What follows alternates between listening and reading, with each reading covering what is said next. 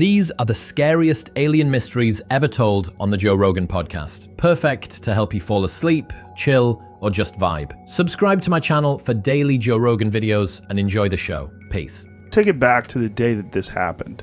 You're 22, you're logging, you're in the woods.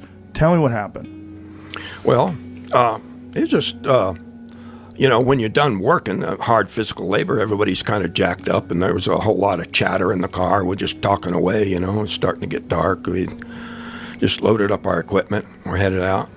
And I looked up ahead, and I saw this kind of glow coming through the trees. First, I thought, no big deal. It was deer hunting season. Thought maybe there was some hunters camped up on the hill up there. Maybe light shining through a tent. It was still something really strange, kind of caught my eye. And one by one, the other guys in the crew started looking, but nobody said, "Oh my God, what's that?" or anything like that. It was just kind of an idle curiosity at first. But when we burst into the clearing where we could see the source of this glow, it was just, whoa, it was just mind-blowing instantly. I inexplicably got out of the truck and ran toward this thing. But I thought it was just going to take off, be gone in a flash. And so when you say in the clearing, so are you driving on a dirt road? Yeah, it's a dirt road. Trees are real thick. This was a part of the contract we hadn't cut in yet, so trees were a lot thicker there, except for this clearing. And we weren't the only ones that saw it. We found out later. Sheriff had on file people who were in the area that saw it, hunters and fishermen over there at Black Canyon Lake. And the movement that they described was what the crew described when it left. And of course, I didn't see that. But what did they describe? They described this glow rising up and streaking off, I believe they said, toward the northeast. And there were some people that probably don't want to be public about it, but there was one guy who was just deer hunting, and he worked in military intelligence, and he stuck by what he and his wife saw. They were both together. And another guy that was at Black Canyon Lake, I won't mention any of those guys' names unless they Joe's do, but found out later that there was more official investigation that nobody talked about at the time. Immediately, though, this was all nonsense, and these guys murdered him, and even my oldest brother, he didn't believe him. He thought they had killed me. What we were doing with the brush that we cut was piling it up. There were piles that were in the clearing so that the Forest Service could burn these piles, when the conditions were right, where it wouldn't spread, wet conditions otherwise, but burn up this excess material to reduce the fire danger in the woods. And my oldest brother was tearing those piles apart. He was certain that my body was under there.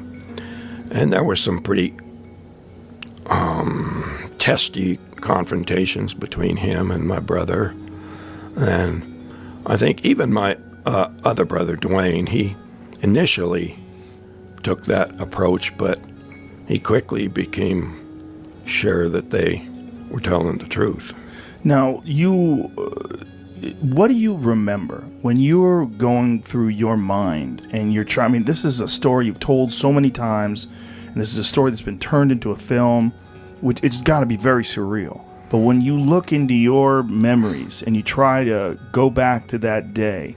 Well, I don't try. It's something I try to block out, but it's unforgettable. And there's... What do you remember seeing when you ran into the clearing? Well, the whole clearing was lit up with this weird glow. It's really hard for for any artist or movie to try to duplicate the strange glow there was there. Made everything look really, really pretty eerie, you know. And Did it have a color to it? it was kind of a golden color, but with a kind of a softness to it that was, it wasn't like beams of light shooting out. It was just this haze of light. And did it seem to come from a specific part of the craft, or? Most of the surface seemed to be glowing. There were darker areas that didn't give off light, but it was the parts that weren't glowing. It wasn't so bright that you couldn't look at it, but it had a metallic look to it. So what did the craft itself look like? It was classic disc-shaped craft. Years later, there was a report. I can never remember names, but this guy was saying that he worked at Area 51, and they had something in there. He worked with the Tester Model Corporation to create a model of what he was describing. And that's actually the closest of any of the other descriptions I've seen. But I don't think these things have just one type of craft. I think there's many, many different shapes. What makes you think that? Well, personal experience. I try not to emphasize these other incidents, but I've seen the glowing sphere. I've seen the giant black triangle.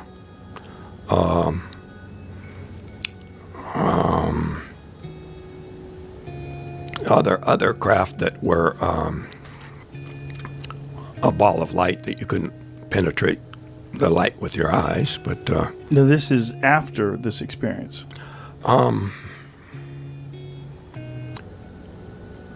I think the reason my brother Dwayne was persuaded more quickly than my brother Don was that he saw a craft in those woods. It was probably 10 miles from there while deer hunting. And it was kind of tic-tac shaped, and that's something that's been observed by, in military reports recently. Yeah. So you see this thing, this disc-shaped craft, Yeah. and then what happens? It started to move and started to get louder. Louder. Yeah. It was, the guys in the truck heard it too. There was a low thunderous kind of a rumble that you actually sort of felt more than heard. And then there were other high-pitched frequencies. I was talking to a group of students from technical college, and they were really interested in what the sound was like to try to, compare that with theories that they had concerning what might be their propulsion. But the increase in volume, it suddenly got louder as it started to move. And, at the same time, the guys in the truck were screaming, "Get away from there, let's go, get back in the truck, let's go." And, which would have been the smart thing to do. But as soon as it moved, it startled me, and I just ducked for cover. There was a log there. I got down behind this log, and they were screaming, "Let's go, let's go, let's go." And I didn't need to be told. I was just going to, stand up and run away. But see, when I jumped for cover, I went down and forward to reach where the log would hide me. And that brought me closer to it. So when I stood up, at that point, that was the closest I was to the object. How close? It was still like 8 or 10 feet away, you know, from the surface of it. But that was when the energy discharge happened. I've worked on a number of theories about what might have happened. At the time, some of the other guys on the truck were thinking, immediately Steve said, it got him. Like, you know, if you shot a deer, you got it, you know. Right. And so it might not have been, as we assumed at first, that it was some kind of stun gun or something, but maybe just closing that gap allowed this energy to leap to ground through me. And like static electricity or something. yeah, one thing that really weighs heavy in that direction is that when I found years later that they have satellites or something that record the number of lightning strikes, and that area has the highest frequency of lightning strikes of any place in the continental United States, except for the Everglades. The Everglades has a bit more, but that's over water. So that adds to another theory. What were they doing there? You know? So that area that has a high level of lightning strikes, do you think it makes sense that they're observing that, or is that why they were there? Do you have any thoughts about that? Well, up until a few years ago, you know, you walk down the rim road, and if you see a tree that's been hit by lightning, you can always see it. It's a strip of bark that's just blasted out of there, and it's all bare, and it can actually still survive the lightning strike, but it turns the sap to steam instantly, and it just explodes out the side of the tree, blows the bark off. But I was at a conference where this lady was. I said, "What's this?" And she says, "That's fulgurite." I said, "What's that?" And she says, "That's when lightning strikes the earth. You've got millions of volts, millions of degrees that form these crystals that aren't formed geologically." So I kind of leaned towards this theory that perhaps they were looking for fulgurite, for a very unique kind of crystal that would be formed by that kind of blast of energy. I'd never heard of fulgurite before. Can you pull up an image of that, Jamie? I'd like to see what that looks like. I know tritonite is something that happens when they call it nuclear glass. It happens when there is either a nuclear explosion or when asteroid impacts hit the Earth. That's it right there. Well, these crystals are supposed to have very special properties for people who are into crystal stuff, but... what does that say there, Jamie? This is what happens? That's what... Wow, that's wild. It's beautiful, isn't it? Yeah, it really is. That's pretty wild. So it might be that they were looking for that. Well, who knows? It may be something that they use for energy. What is that? That's really when lightning struck Santa created that thing? That's wild. That is wild. Look at that. It looks like a tree coming out of the sand. I'm guessing that was wet sand. Yeah. But yeah, well, it's right next to the beach. It must be wet. That is crazy. That's really wild, man. The question is, like, why would we assume that it's a biological entity? It doesn't have any windows. It's this round thing that looks like a Tic Tac. If there is some sort of advanced propulsion system, some revolutionary way of moving through space and time that the U.S. government has developed, you know, in some Black Ops program, that seems very likely impossible. That seems more likely than aliens visiting us. But there's more than one incident, and there's a lot of these things. And the possibility of alien life in the universe, although we've never experienced it, seems rational.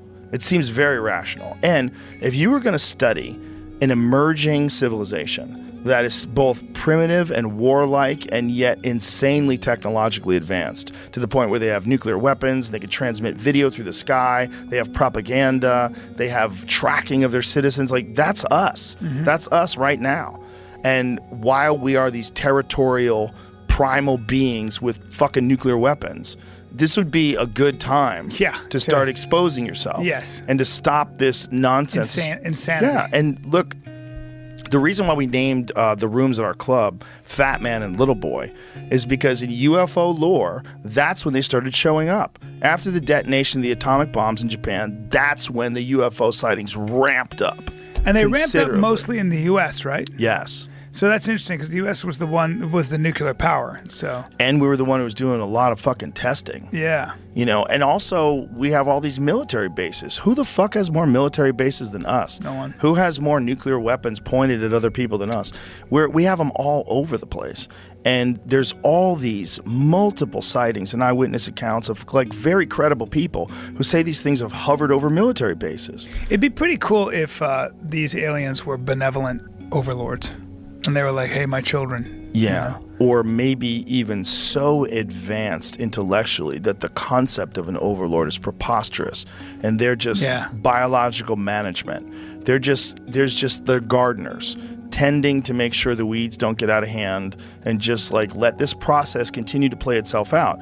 Because this process of technological innovation it's the everything that humans do. Yeah. It's what we do at the pinnacle of our creation is we make better technology. Well, I always wonder about fractals and whether or not, like, this idea of this being a simulation, this being, like we are kind of replicating, we are creating machines and doing our best to create them in our own image, right? Yes. And that's interesting. That's because the mythologies that we subscribe to are the idea that this God that we pray to made us in his image. Right. And we're doing the same thing now with robots and computers.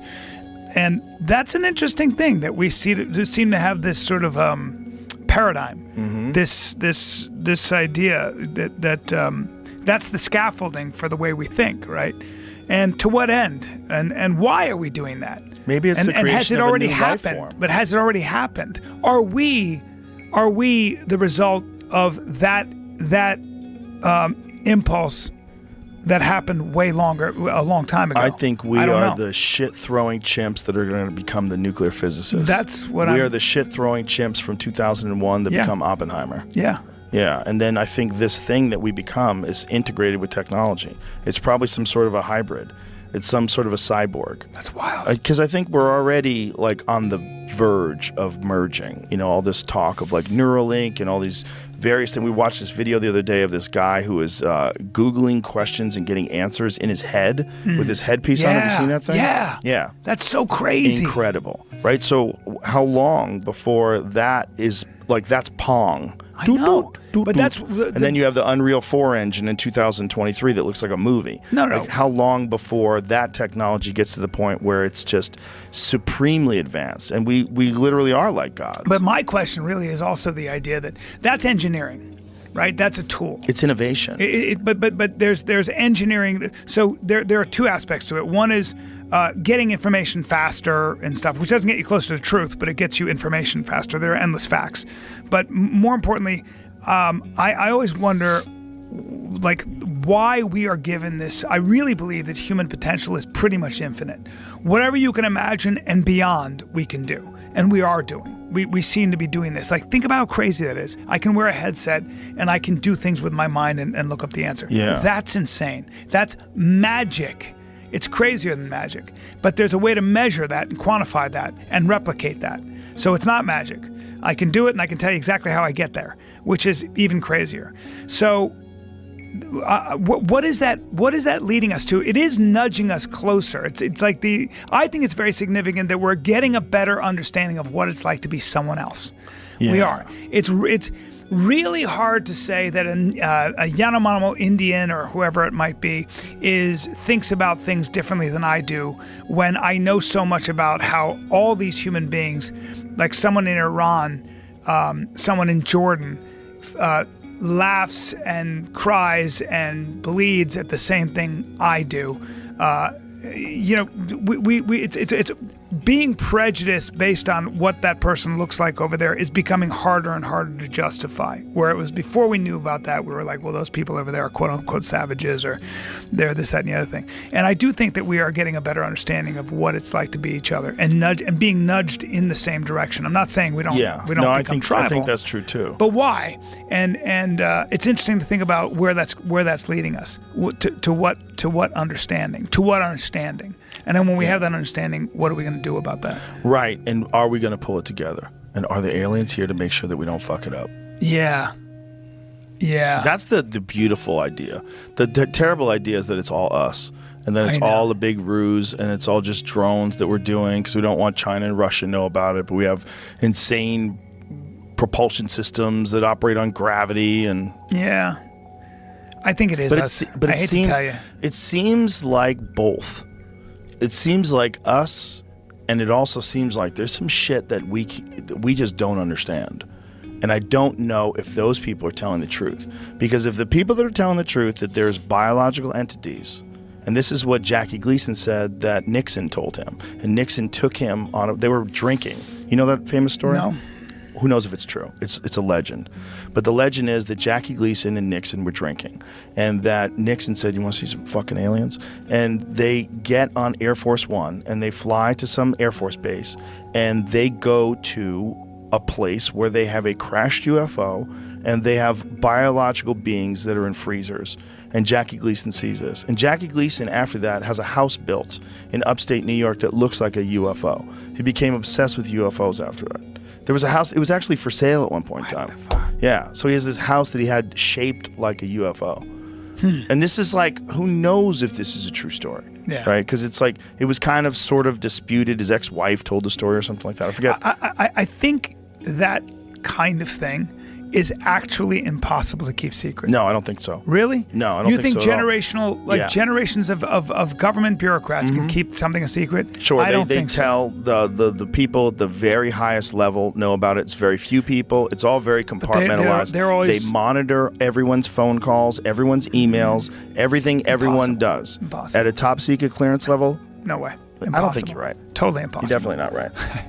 I think it's impossible. Listen, man, they can keep secrets. When? People Which at high ones? levels of military can keep secrets. Yeah, but they're People always rotating out. They're retiring. They're dying. Yeah, they probably wind up fucking Hillary Clinton and a lot of those dudes. Hey, listen, dude. This is not That's this is not verb. Conspiracy Social Club. This Might is as the well Joe be. Rogan experience. I am not willing to relinquish the idea that they could keep that secret. Well, that's because it's I think fun to believe in. Yeah, but it's not just fun to believe in. It is possible. It's a physically possible thing to do, especially if you have the right people and they're indoctrinated in the right way with top secret clearance. And by the way, it's not like these people don't tell their friends. And it's not like there's a bunch of stories floating around, because there are. There's a shitload of stories That's what I'm floating saying. around. But why would you, like, I would never keep that a secret. I'd be like, hey, you got fucking aliens. Here's the thing.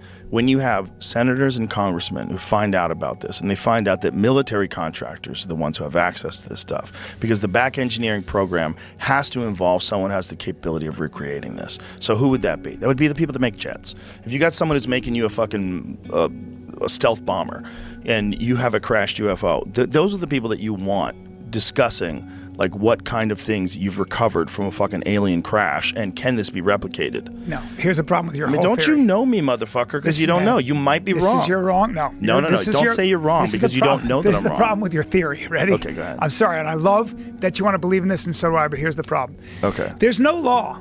There's no written law that says I'm not allowed to talk about aliens. And I mean at the top levels of clearance, like the most secret level.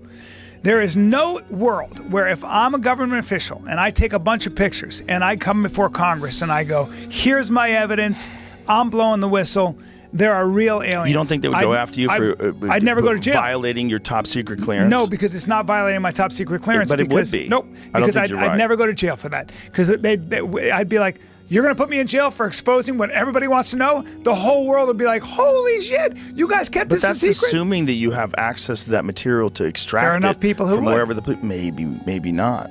Maybe those are the kind of people that wouldn't do that, Brian. Listen, You my fucking friend. communist. I don't like the way you think.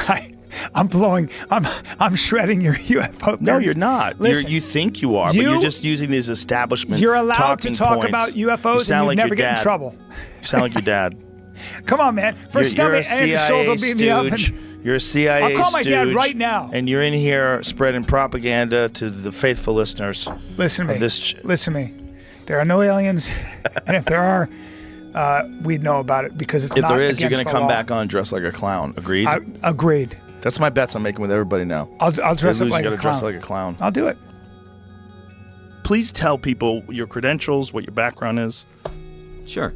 So my name's Ryan Graves. I have an engineering degree, mechanical and aerospace engineering. I promptly left doing that to go fly F-18s for the Navy as soon as I graduated college. Did that for about a decade, both operationally in combat as well as in an instructor role, teaching the new students. And we did witness something while we were flying in our jets, but we were doing it we witnessed it in the context of our just everyday flying and our missions. And what year was it that you witnessed this? So we started seeing these in 2014 was the earliest that I know. 2013, late 2013, early 2014. And could you describe what was the very first experience? Yeah, so for me personally, the experience was simply just flying out to the area like I would any other day. And instead of seeing an empty airspace with just my wing person or another squadron doing something in a different block, there were all of a sudden a lot of different radar contacts, which is immediately a problem because, we could be hitting one of those or someone working in our area. And this was happening because we upgraded our radar the best we could tell. We were in a earlier radar called the APG-73, and we had come back from deployment. We entered a maintenance phase, it's called. We kind of do a little bit less flying, upgrade the jets if we need to, do any long-lasting maintenance, and we upgraded to the APG-79, which was a much better radar. And what is the difference in the capabilities of the upgraded radar system versus the original system? Mm-hmm. So, kind of practically speaking, it's like going from an analog TV essentially to like an OLED. It's, a digital modern tool compared to more of like an analog classical radar that has more limited range and has less ability to track multiple targets and things of that nature. So just generally speaking, we would expect to see, more objects if there were any out there or smaller objects, but there shouldn't have been any objects out there. And so how far offshore are you when this is all going down? Our working areas start about 10 miles off the coast, and then it goes out 100 or 250 miles or so, though we don't usually use those far eastern areas. But we would only see them over the water. So they would really only be in our working areas, maybe slightly, in between the working area and land, but never over the land. Sometimes over the bays that are in the area that are quite large. But never just kind of zooming west over land or anything like that. And is this restricted airspace? It's not. So that's a tricky question. For us operating in a military operating area, it is not restricted in the sense that you have to be, there's only one person allowed in there. You could have these little Cessnas kind of bumbling in there, but they would get called out pretty quick, both from the kind of air traffic control agency that's working out there, as well as the F-18s and the other aircraft that may be working out there.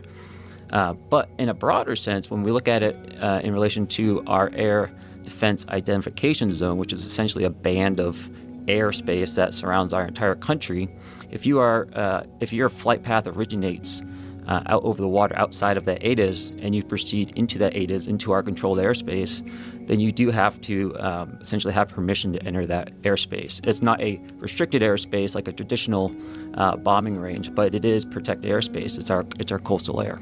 So you have this upgraded radar system, and what are you detecting?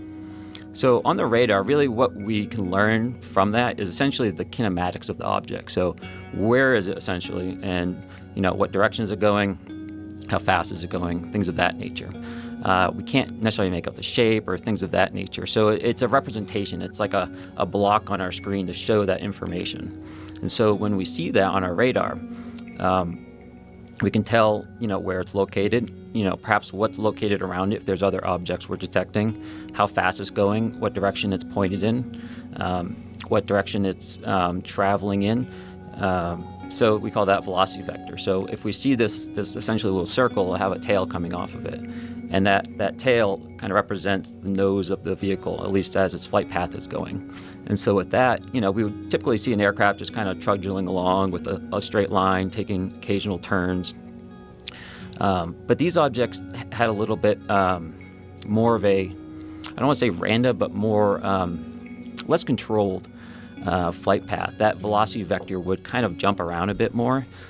They would not proceed in like a perfectly straight line as you would imagine like a flight navigation computer would take you, right? It takes you from A to B in the straightest line possible. these objects seemed to kind of be moving in a direction that was not a straight line, but generally proceeding in that direction. And so they would kind of be meandering slightly, but moving in that general direction, both three-dimensionally and horizontally. So winding around, going up, going down. Mm-hmm. So they're not on a flat plane, and they're not going in a straight line. So I don't want to draw too many firm statements like that, because we would see them being flat too. We'd see them perfectly stationary up there, regardless of the wind. Really? Mm-hmm. Yep. Wow. So what kind of wind are you talking about?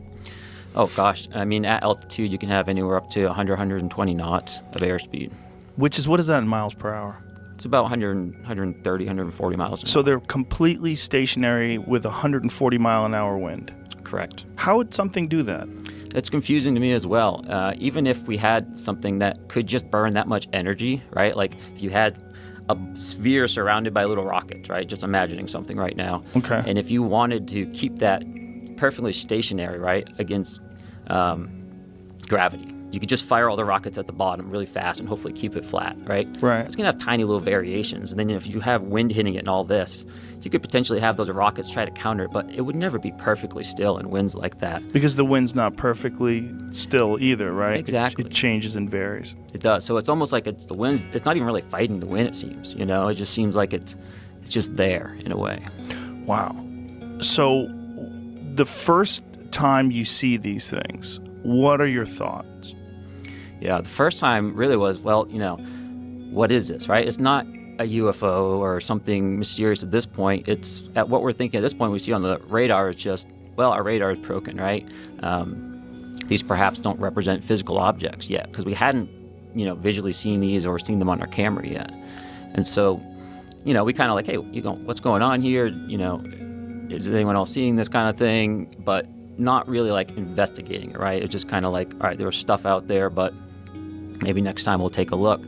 But the way our systems work, when we have all these contacts on our radar, and if we kind of just select one out with our little cursor there, all our sensors go to it. Our FLIR goes to it, which is our camera system.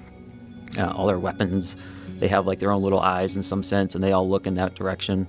And so eventually, you know, someone had one of these selected and flew close enough so that as they look at their FLIR system, their camera, they could see something that was at the spot represented on the radar, right? So there was something there. So they were seeing it visually with their own eyes? Not at this point, just on the FLIR system. The FLIR system. And so it's a regular camera and also an infrared camera. And so typically we'll roll around in infrared just because it returns a better image, typically. So yeah, you know, it didn't look like an object they were seeing on the FLIR. It just looked like a source of IR energy in a sense, almost as if someone was shining a flashlight.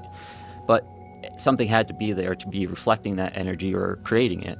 So at this point, to answer your question, now we're like, okay, this isn't just an error in our radar. This is perhaps, you know, we're thinking this is real. We have to really respect this as like a safety hazard now.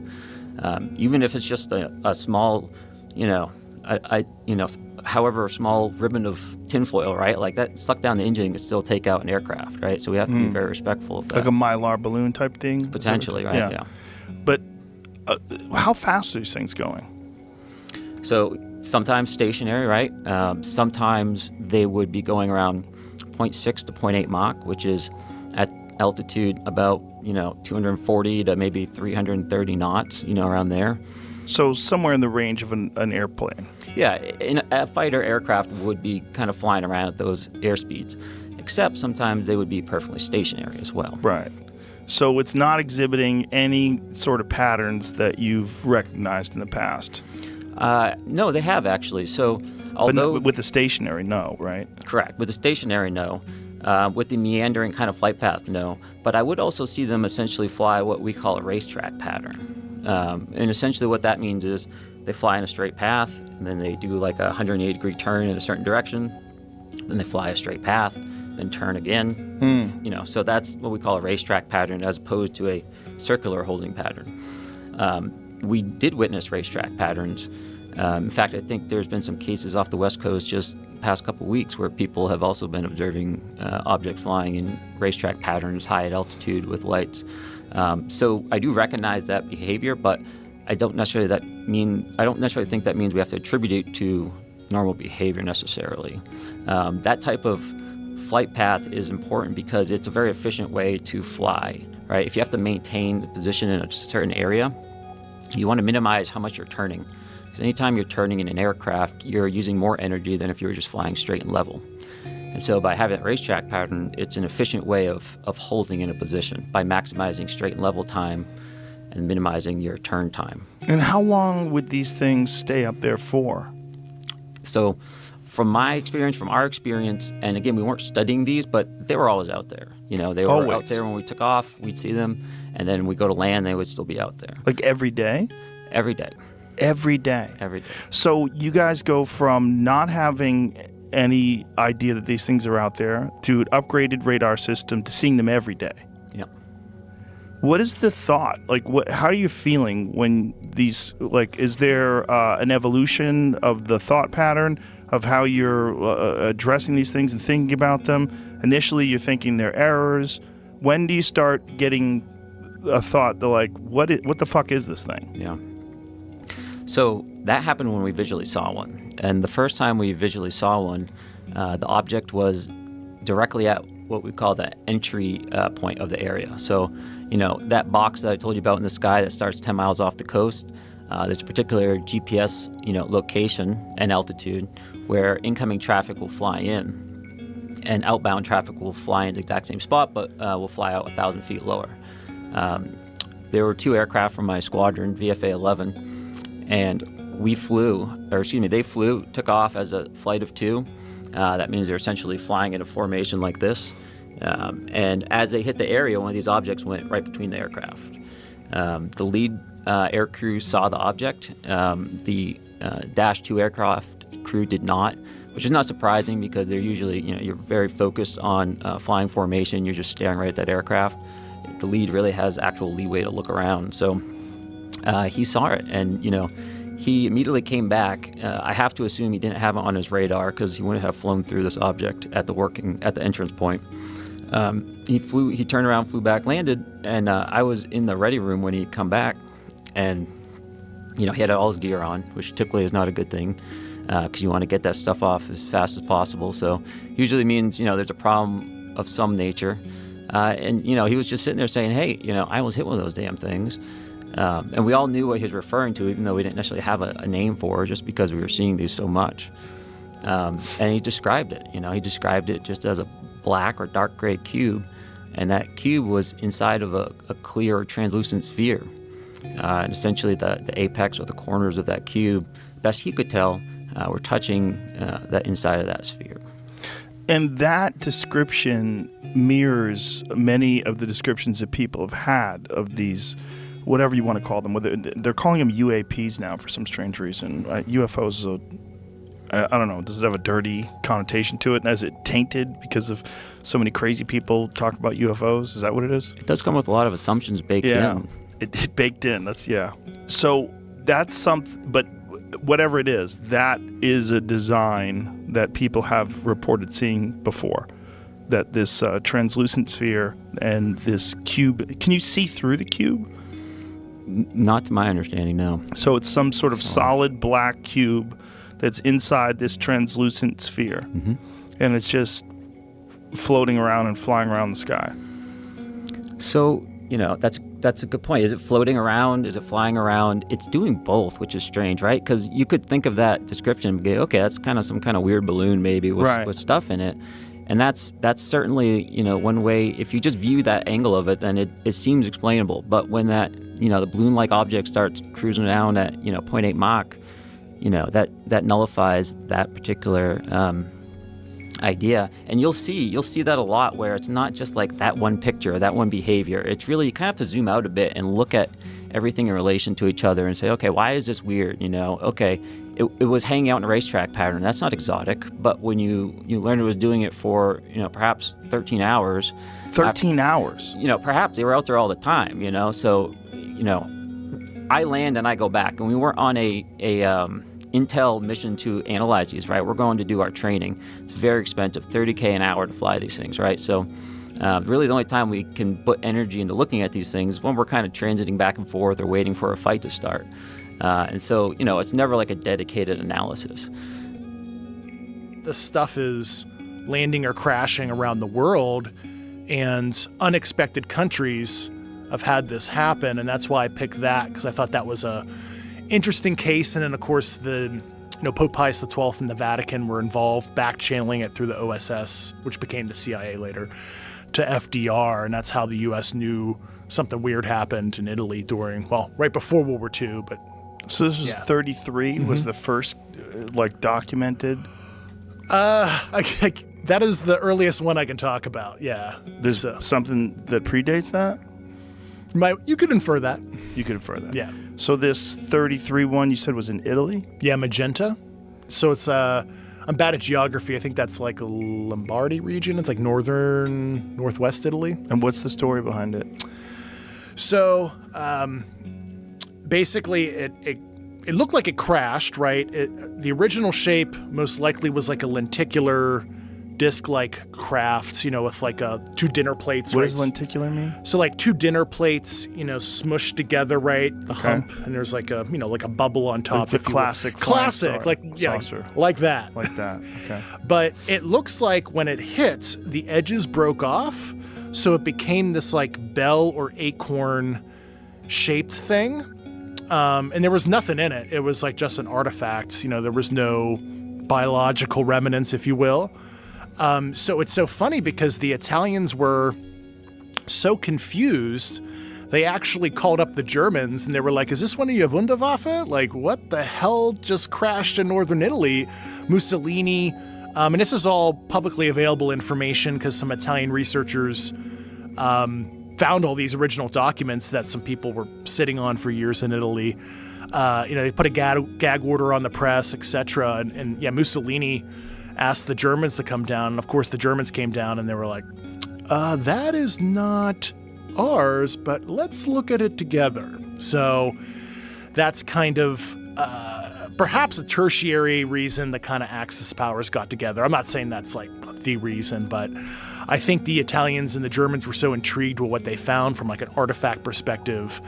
There was at least some scientific and military collaboration during the war, the details of which I'm not sure of, but I know people that know that specific event that are currently still intel officers within this program in detail. But so was there witnesses to the crash or some sort of an understanding that something had crash landed and then they discovered it? Yeah, I forget the precise discovery.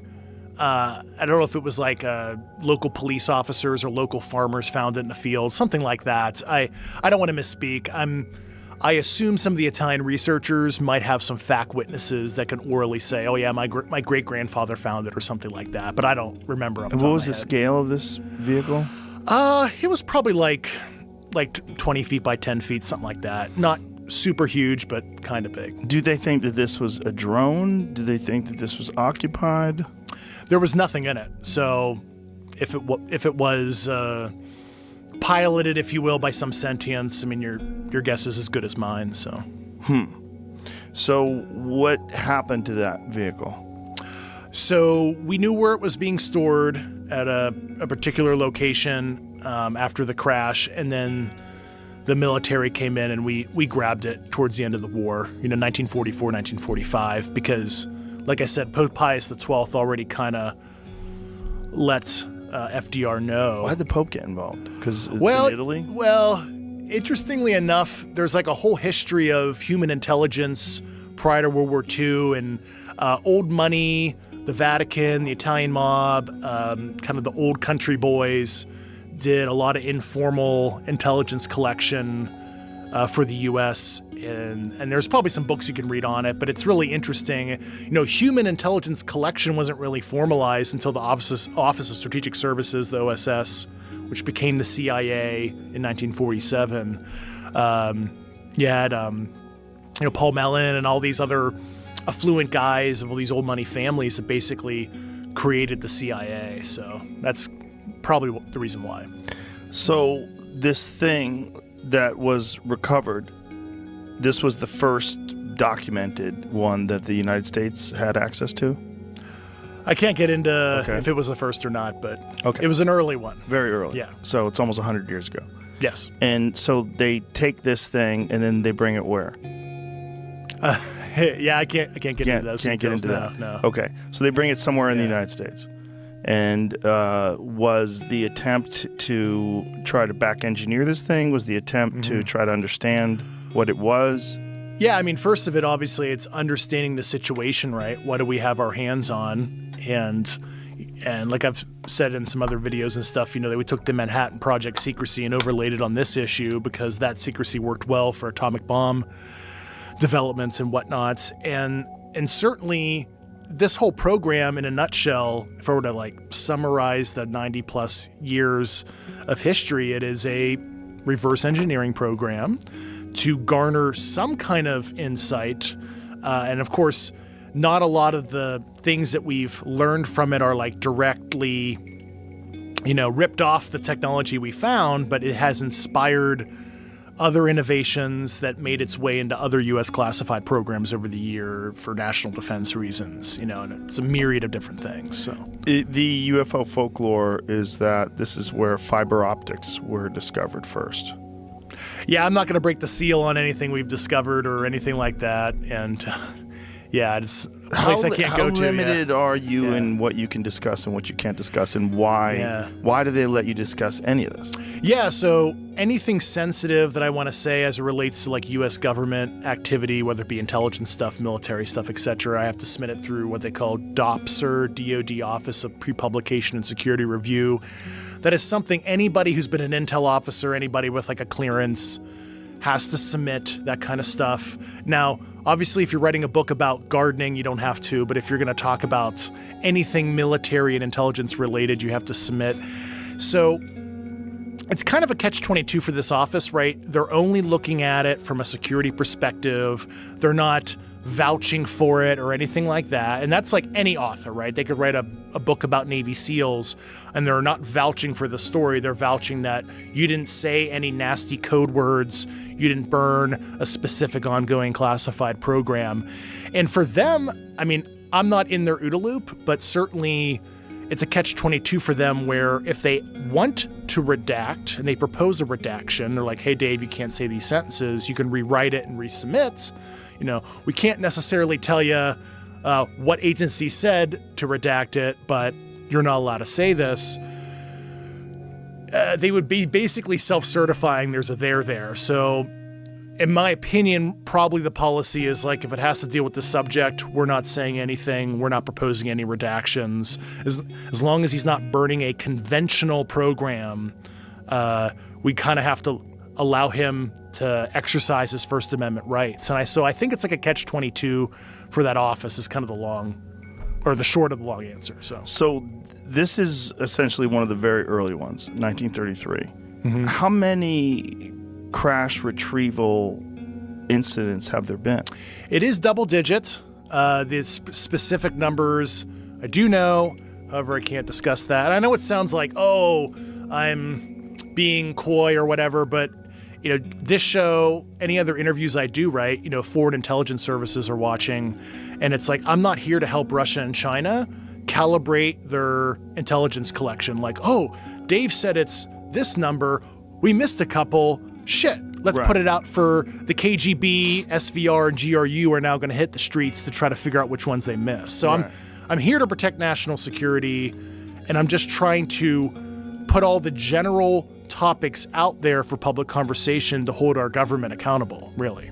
So, because I'm here as a fact witness, because we have a constitutional oversight issue, because this program has not been reported to Congress in the appropriate way, and I can get into a senator I talked to that has died recently, so I can explain to you why I'm so sure. Besides what I read, which we can get into what intel reports I read, I did get some stuff cleared.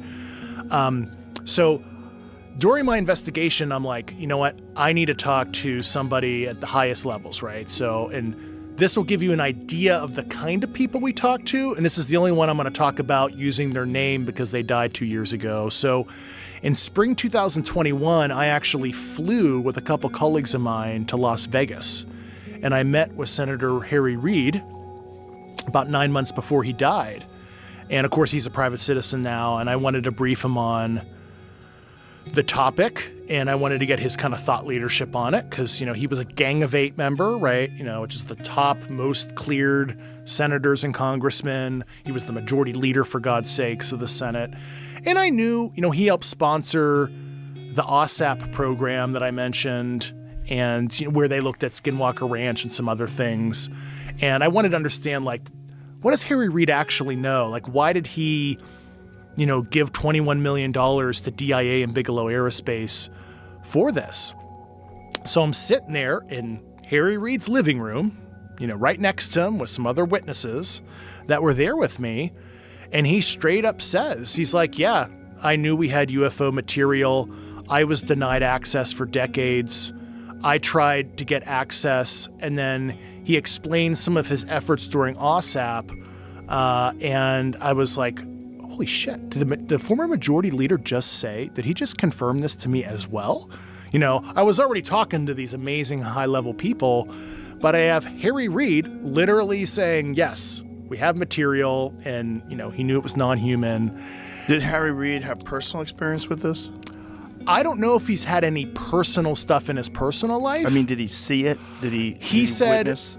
In terms of seeing the material himself, he said he was denied access for years, decades was his term. And he actually told me, on behalf of me, he had a weekly call with President Joe Biden at the time.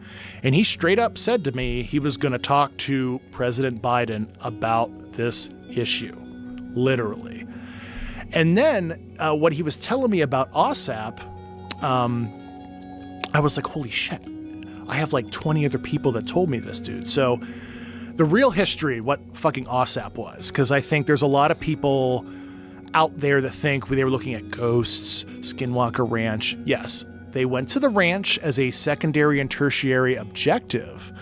But the real reason, so there's a document that came out a couple years ago through FOIA from the Defense Intelligence Agency. There was this special access program request that Harry Reid, you might have seen this, I think George Knapp and company have reported on this, that he sent to the Deputy Secretary of Defense, William Lynn. And it was asking for one of the most serious SAPs you can ask for, what they call a bigoted, waived special access program. So waived means it's limited congressional reporting. That is a class of special access programs. And bigoted means it's by name. And it was you could read the FOIA document. It was Harry Reid, James Inhofe, Lou Elizondo, etc. And I'm like, why are you asking for the most serious SAP to be created for a program that ostensibly is looking at Skinwalker Ranch and stuff? And it doesn't make any sense. So what really happened there, and Harry Reid, God bless his soul, made this disclosure a couple weeks after we met in the New Yorker, and you can look this up. I think it was a May 2021 New Yorker story where he says, I knew for decades, and he made this disclosure, not me, so I'm going to say the name of the contractor. Harry Reid said this. We knew that Lockheed Martin had this material for decades. I tried to get access and I was denied. And specifically with the Lockheed Martin stuff, he was talking about during the OSAP program. And for the people who are on this program, I submitted this shit to DOPSR, got this cleared, so don't freak out, but I'm telling the truth here. So Lockheed Martin wanted to divest itself from this material at a specific facility that's known to me, that I provided to the Inspector General, street address, all that shit, right? And the idea was if they made a security catcher's mitt for this shit, most serious SAP possible, the contractor and the other government customer, which was the Central Intelligence Agency, for that specific Lockheed material. And it was shit that they recovered from the 50s and stuff. And it was bits and pieces of hull structure, shit like that. And so they were going to tech transfer it. And the $21 or $22 million was actually for Bigelow Aerospace to build out, facilities in Las Vegas and material analysis equipment. And I saw the staff meeting slides. I saw the paperwork. There's a paperwork trail. I've seen on this shit. And I talked to the people involved in this program. So we were following and pleading with him all the way out there. Please, just tell us, please. I swear on my life this happened. He gets in the car, doors open. He looks up, and the only reason why I'm telling you this because he died. He looks up at Marco and I, and he goes, "It happened." Closed the door, and off he went. Now, the reason why I share that is because that's not something that I can put any weight on for the documentary for people like you, right? But as a personal message for me, knowing that level of validation on the inside, it kept us going. It was like, okay, why on earth would he have done that? Why on earth would he say? And that kept Marco and I going, and that was a personal level of validation that... Is there any conventional explanation why the military shut everything down? Why they had military barricades set up around that area? No, they did try to say that the creature was this guy who's got like some deformities, but I've seen the guy Modine or something like that. But you talk to the witnesses. But why would the military shut the town down because of a guy with deformities? And then for the doctors in the hospital, they said, there was like a midget having a baby or something weird, just something that was just so ridiculous. It was like, and you talk to the witnesses, and they're just like, oh, come on, I'm not even gonna, that's laughable at best. I mean, these girls came within 8 to 10 feet. Three women, Katya, 2 sisters, Liliani and Valkyria, 14, 16, and 21. They got within 8 to 10 feet in broad daylight of this creature. And one of the things that doesn't come across in the film, when they saw this thing, they're looking like, what are we looking at here? They're walking through this field, and it's up against a cinder block wall. And one of them was looking at it, what is that? And it was crouched by the wall. It was weak and feeble. And one of them kind of like screeched. Like, what is that? And it turned, and it looked right at the girls, locked eyes on them. Liliana grabs her younger sister, who's 14, Valkyria, and hightails it out of there. Katya is 21. She's frozen in her tracks, locked eyes with this creature, and it's communicating with her. Please help me. He wants help. It's weak and it's feeble and it's scared, and it's crouched down. Liliani realizes that Katya is back there. She gets, 100 feet down the path. She leaves her sister, stay here, I'm going back to get Katya. She runs back.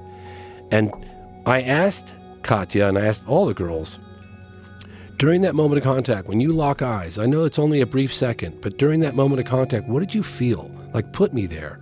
That's where the title comes from, Moment of Contact, because that was when they locked eyes on this creature. And that's when Katya said, help me, I'm scared. And it was feeble and suffering. And it's a very powerful moment. And these girls have been saying the same thing. The mother, it's the first time I'd ever reported on these so-called like men in dark suits that show up and intimidate witnesses. Honestly, I've been hearing about those cases for so many times, but I've avoided them because it's got so much baggage from men in black. It's just ridiculous. I just didn't even want to be associated with it. But I'd heard it. I can go on until I'm blue in the face. I can go until tomorrow morning with the amount of cases, with generals too. But this time, when the mother said that these men showed up and tried to get the daughters to say they were lying and offered her a briefcase full of $100 bills and they could relocate, I don't know, for some reason I said, okay, for the first time in 25 years, I'm going to report on these guys. And I did. And it's in the movie. You can hear the mother talking about it, and she's so emotional. And the mother came back to the location right after it happened. The smell, that stench, and the footprint on the ground. I mean, everybody talks about that stench, that it was so... They said, if you ever take like a skunk, multiply that by like 100,000, that would give you some indication of the level of like how putrid and nasty. It was paralyzing.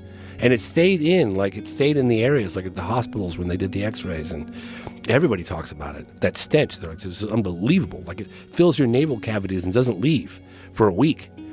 It was incredible. And they all said the same thing. And they couldn't get it out. They couldn't get it out.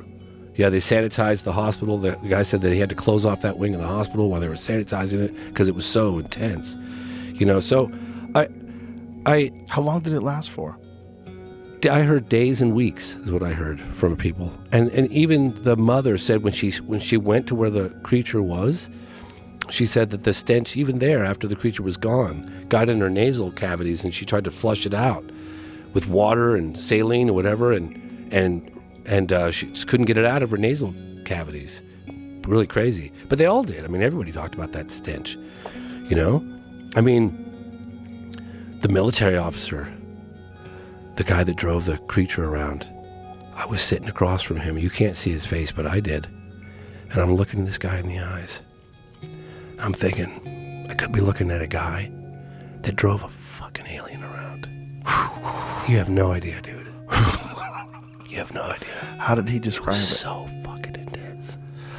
When I came back from that trip, people were like, how was your trip to Brazil? What was it like, man? They got great, smoothies and coffee. And I'm just like, you guys have no idea. I think an alien spaceship crashed and they recover live aliens. And we made contact and the Americans came in. That's what I'm thinking about. So I told a couple people. On the last trip I came back, I was just like, I was so rocked. I couldn't reintegrate back into the culture. I was just like, fuck, I think this happened.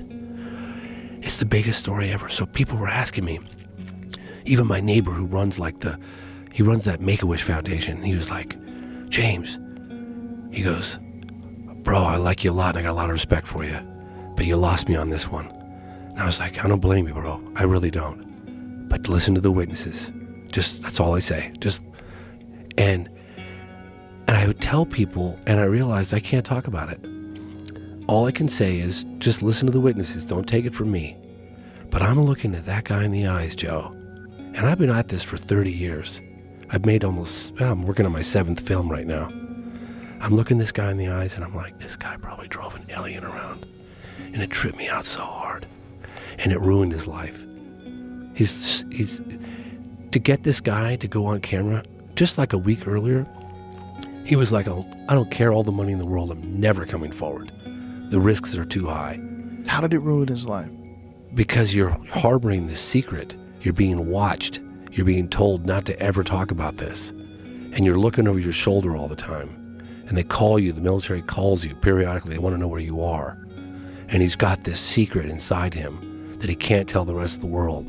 And he's thinking about all the different, everyone's out there speculating, is it real, is it fake, is it real, is it fake? And this guy drove a body around. Just think about that for a second. Think about the doctor who took the x-rays of this thing. Marco Leal, thank you, Marco, you're the man. Marco Leal found him 8 years ago.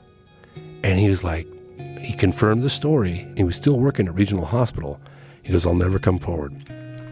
Marco kept going every year back and forth. Then he retired. And 4 years after he retired, he agreed to meet with us. He wasn't even sure he was going to go on. And I said, look, man, we'll film you from the back. We'll disguise your voice. Showed us photographs of him at the hospital. We know we've been trying to get at him. Excuse me. At the end of the interview, he said, thank you. I feel so much better.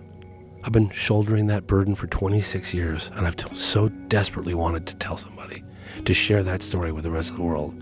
And you meet these people, and you think, why on earth they didn't come to us? They're not trying to sell their story. We tracked them down and begged and pleaded with them to come forward. When I found Marta, the sister of the deceased military officer, Marco Chirizi, we were knocking on doors. I remember the sound guy from Rio de Janeiro. He was like, you're out of your mind, dude. What are you doing? You can't just knock on random doors. I was like, man, if there's a will, there's a way. I'm going to find this lady. And we found her. And it was like this kind of sketchy area. You know, it's like when you get out of your car and you could see like people drawing the curtains back and looking at you and you're standing out like, dude, I stood out like a sore thumb, man. And then we walked up. I had Marco with me, thank God, and we had camera crews and stuff. It's kind of sketchy. And Marta appears, and her husband appears in this he's a big guy, and he's got like a white beater shirt on, and he looks like he wants to rip my fucking head off. And I'm like, and she's looking at me, and he's just looking at her going, Marta's looking at her husband, and her husband's looking at Marta like, give me the signal, I'll kill this guy. That's the fucking... And I was looking at Marco and I was like, James, you need to think quick on your feet right now. And I said immediately, please translate this. I'm here to give your brother justice. I'm here to get the story out. Please, talk to me. And we developed a relationship with her slowly over that. And those were the first words that we exchanged.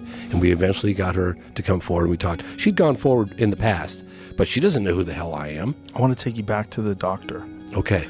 When you talked to the doctor, what did he describe? He said that it was a normal day, January 1996. It was a regional hospital. He said every day, and all of a sudden, all these military trucks and police cars showed up at the hospital. They come in armed, and they got a bag. They got a thing in a black body bag. And he was like, what the hell's going on here? They're all, you're going to be taking some x-rays. And he's like, okay. And they had him inside, and they had armed clubs. And I was asking him, like, what was it like? Because when I interview witnesses, I always ask them to project. Sometimes I'll even close my eyes because I'll use their words to recreate. So I'm like living it through them. You know what I mean? Mm-hmm. So I'll close my eyes, and I'll recreate the scenes in my head with their words, right? It's harder in Portuguese because I'm having to get it translated, but I ask questions like, what was the atmosphere like? Was there any talking? No talking. Super tense atmosphere. Very tense. Armed guards on the outside, armed guards on the inside, military trucks surrounding. Nobody comes, nobody goes. And he said, first time in the history of my career, I took the x-rays and I couldn't even verify that they were good because they took them immediately. And then they said this event never happened. He said the stench in the hotel, in the hospital was overwhelming. And he goes through the different x-rays that he took, the abdomen, the head, the arms, the legs, the thorax, and it was incredible. In fact, Uberajada Rodriguez, if you're listening to this, he's one of the leading researchers. He's gone quiet. Peccaccini disappeared for 20 years.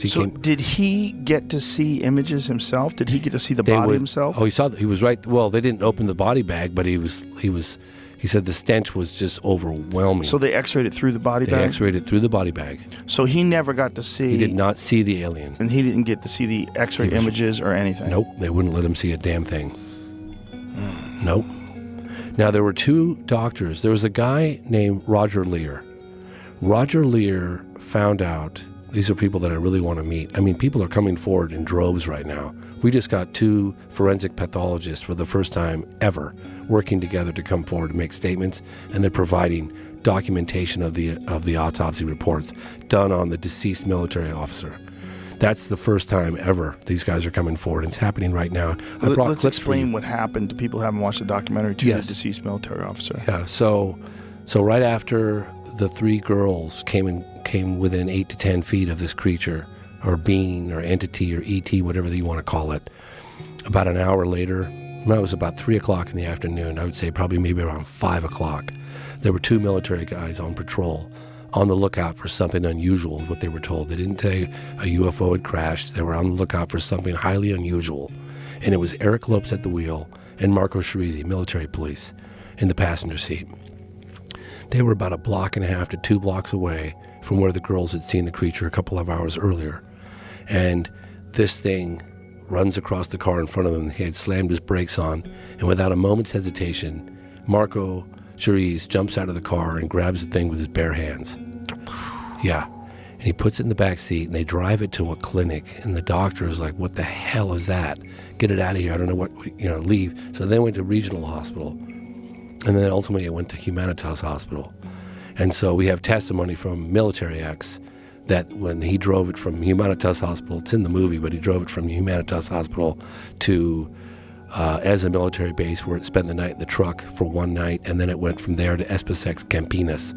It's like a university. It's where all the intellectual scientific heavyweights reside. And then it was there, I think, under examination, according to the witnesses that we talked to, for a day or two, and that's when the Americans flew in to Campinas. And we have the radar military control officer who came forward last year, actually 2 years ago when we were there filming for the last time. His name is Marco Feres, F-E-R-E-S, and he came forward for the first time and he said, yeah, in January of 1996, this plane came in, USAF, he kept calling it, United States Air Force, came in and didn't have the authorization of the Brazilian government. He was like, this thing can't land. And some higher up stepped into the room. This is his testimony. I'm just relaying what he said. He said some higher up came in the room and said, let it land. And it came and it landed at Campinas. And then from Campinas, 2 helicopters, according to him, flew to Varginha, Brazil, Varginha back to Campinas. Then they loaded something on the airplane and then off to the United States, and that's where the case goes cold.